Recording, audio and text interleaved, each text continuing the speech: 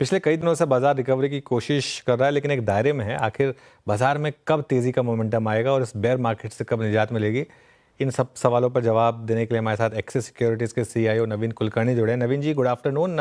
पहला सवाल यही कि ये जो हम बेरिश फेज में फंसे हुए हैं पिछले 6 महीने से, यहाँ से कब निकलेंगे? कुछ साइन मिल रहे हैं क्या कि यहाँ से निकलने की तैयारी हो रही है?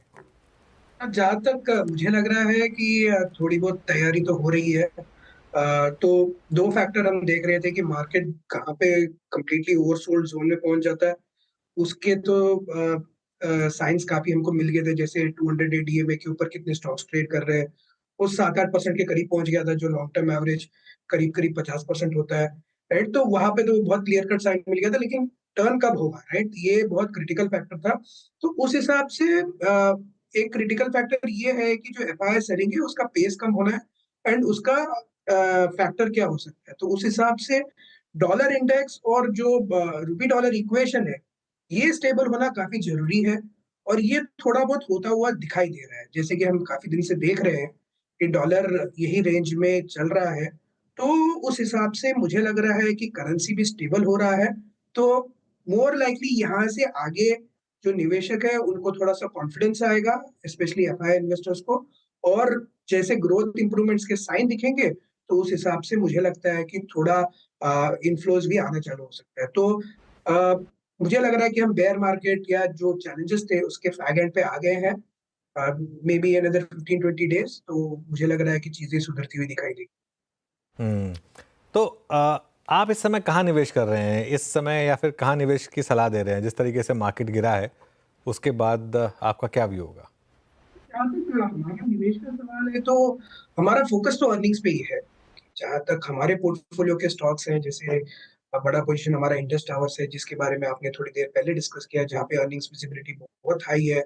इंडियन होटल्स है, जहाँ पे अर्निंग्स विजिबिलिटी अगेन बहुत हाई है। ये क्वार्टर काफी स्ट्रांग गया है होटल्स के लिए, जहाँ तक समझ में आ रहा है। जनवरी फरवरी जो चैनल चेक्स के हिसाब से समझ में आ रहा है कि been the best ones ever for this industry. Quarter 2, sorry, मतलब क्वार्टर 1 जो होता है फिजिकल ईयर का, वो भी शायद ठीक होगा, क्योंकि वहां पे वेडिंग डेज काफी है। तो जो जो हमारे स्टॉक्स हैं जहां पे अर्निंग्स विजिबिलिटी हाई है, वही फोकस एरिया है। सेक्टर वाइज ऐसा कोई क्लियर कट विनर सेक्टर दिख नहीं रहा है। थोड़ा बहुत टेलीकॉम ऑफ कोर्स में निवेश कर रहे हैं लोग, और इसके अलावा हेल्थ केयर और मे बी सीमेंट में थोड़ा बहुत इन्वेस्टमेंट हो रहा है। बट अदरवाइज ऐसा कोई क्लियर कट विनर दिखाई नहीं दे रहा है। बहुत ही स्टॉक स्पेसिफिक मार्केट चल रहा है। स्टॉक स्पेसिफिक मार्केट है, आपकी अप्रोच भी वही है। नवीन जी, वेरी गुड आफ्टरनून, श्रेया बात कर रही हूँ। लेकिन सर, आईटी सेक्टर पे आपका व्यू जानना चाहूँगी। जिस तरीके से लगातार इस पर डेंट पड़ता जा रहा है, कल के सत्र में देखिए और इनफैक्ट आज के सत्र में देखिए लगभग 3.5% से ज़्यादा गिरकर कारोबार कर रहे हैं। हम इनफैक्ट आज के शो में भी डिस्कस कर रहे थे, जिस तरीके से गिरावट आई है, क्या इस गिरावट में आप एक्सपोजर बढ़ा रहे हैं या फिर इट्स अ नो नो? जहां तक आईटी सेक्टर का सवाल है, वहां पे दो ट्रिगर होते हैं सेक्टर में। एक तो डॉलर का ट्रिगर होता है काफी स्ट्रांग, जैसे डॉलर बढ़ता है तो ऑब्वियसली आईटी सेक्टर को बेनिफिट होता है। और दूसरा ऑब्वियसली जो डिस्क्रिशनरी स्पेंडिंग है, स्पेशली यूएस इकोनॉमी में और डेवलप मार्केट्स में, उससे काफी बेनिफिट होता है।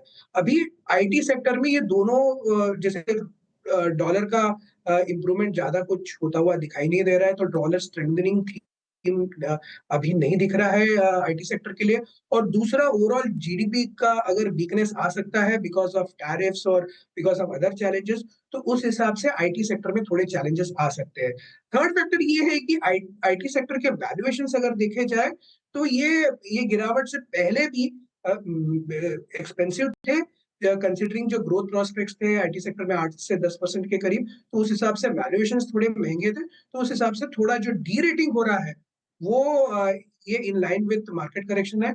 जब ये डी रेटिंग साइकिल रुकेगा, उसके बाद हम इस पे फोकस कर सकते हैं। ठीक है, तो फिलहाल ये कुछ पिक्स आपकी तरफ से आईटी।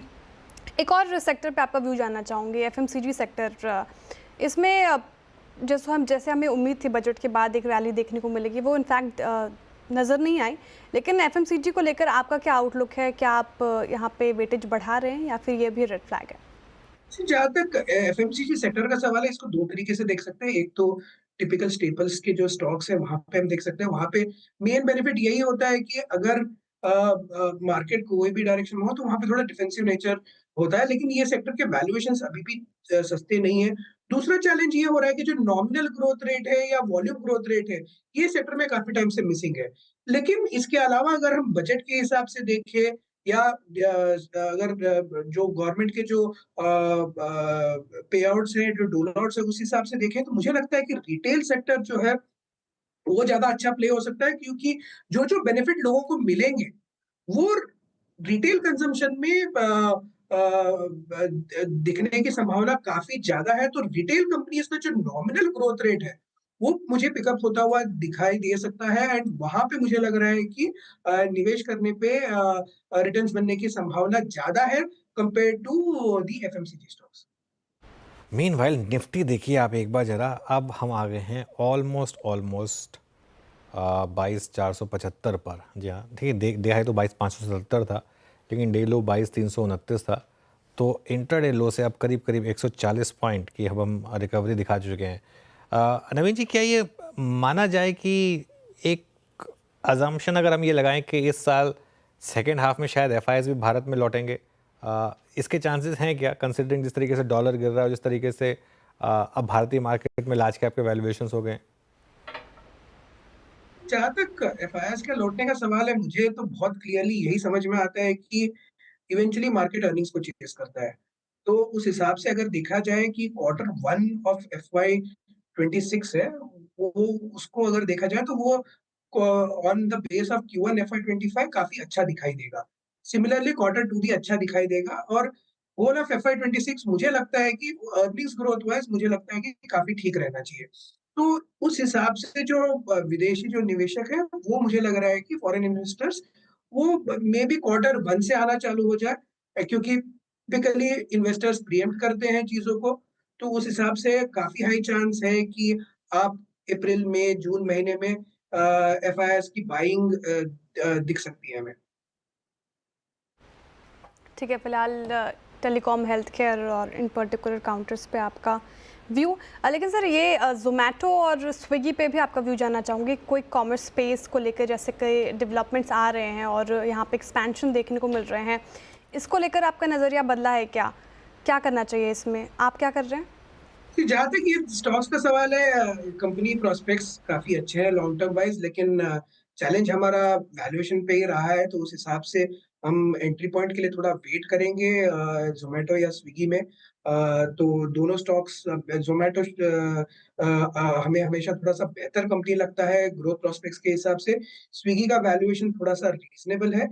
मेबी ये करेक्शन में देख सकते हैं, लेकिन अभी इस दौरान हम इन स्टॉक्स में निवेश करने का प्लान नहीं कर रहे हैं। ओके, इस समय कोई और फ्रेश थीम्स जो आपने आपकी टीम ने आइडेंटिफाई करी हो जिस पर आप बात करना चाहें?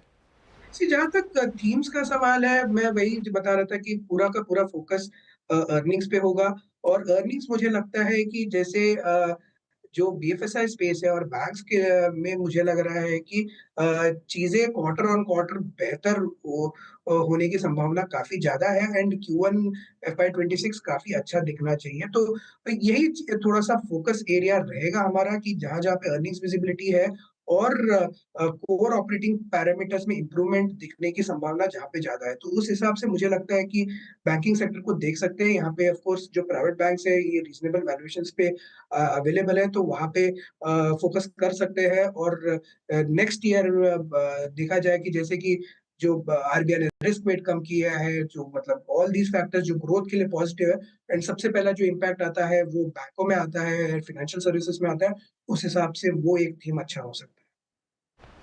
ठीक है, ये थीम्स आपको पसंद आ रहे हैं जहाँ पे अर्निंग विजिबिलिटी स्ट्रॉन्ग दिख रही है आपको। सारे सेक्टर्स पर हम बात कर रहे हैं नवीन जी, तो मेटल पे भी बात कर लेते हैं। मेटल सेक्टर पर आपकी क्या राय होगी? जिस तरीके से टैरिफ सिनेरियो बन रहा है, क्या आप हाथ लगा रहे हैं यहाँ पे या फिर इट्स अ नो? जहाँ तक मेटल सेक्टर का सवाल है, फ़ोकस चाइना पे ही रहता है। तो इस दौरान थोड़ा-सा क्लैरिटी नहीं आ रहा है, जैसे स्पेशली फेरस में, लेकिन मुझे लग रहा है कि एल्यूमीनियम अभी भी अच्छा कर सकता है इस साल। तो एल्यूमीनियम रिलेटेड स्टॉक्स अगर आप देखें कि वेदांता हो, ये सब स्टॉक्स में देख सकते हैं। फेरस में थोड़ा-सा कॉशियस रहेंगे, थोड़ा और इम्प्रूवमेंट की संभावना दिखे तो हम कर सकते हैं। लेकिन वैसे कमोडिटी स्पेस एक इंटरेस्टिंग स्पेस है, और यहाँ पे फोकस मुझे लगता है रखना चाहिए, एंड जो डिप्स है उस पे थोड़ा बहुत ऐड कर सकते हैं। एल्यूमिनियम थोड़ा सा हमारा ज्यादा फोकस रहता है compare to ferrous and other metals. ठीक है, बहुत बहुत शुक्रिया नवीन जी, हमारे साथ जुड़ने के लिए, तमाम सवालों के जवाब देने के लिए, सभी सेक्टर्स पर अच्छी तरीके से बातचीत करने के लिए बहुत शुक्रिया आपका।